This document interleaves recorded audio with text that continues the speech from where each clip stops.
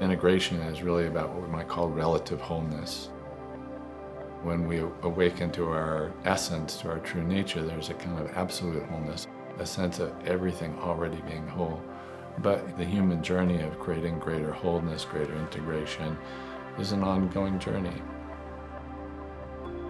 It's helpful to learn how the mind can exile and separate us from parts of our experience, and how to include those dimensions of our experience, both individually and collectively. In the face of fear, we might separate ourselves from another or a group of humans.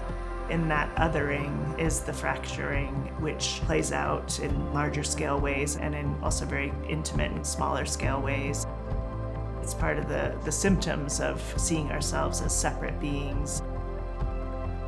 The term cleaning up is helpful because it speaks to taking responsibility for ourselves, showing up in the world more whole and mature, responsible for our actions and our impact. And at the same time, it brings in a suggestion that there's a problem that needs to be fixed.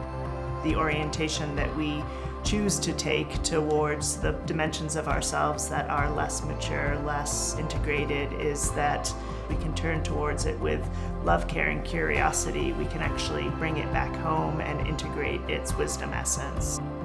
It's not a problem. You can edit that in anywhere you feel it's appropriate, repeatedly. It's not a problem.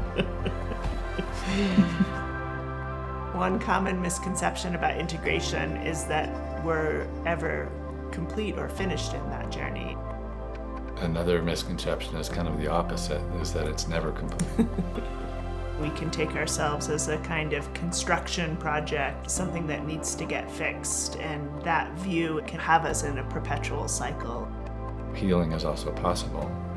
What that looks like is we see some part of our experience, something that really troubles us or a trauma, and it becomes part of our story, part of our history.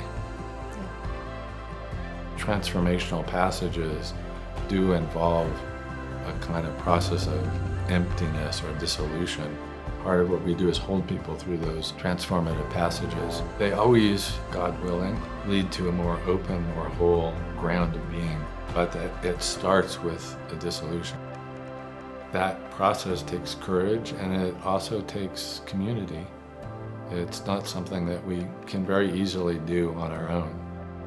I've had a deep, dark night experience that led to my own transformation and awakening. An essential part of that was being held in community. That's what gave me the courage, really.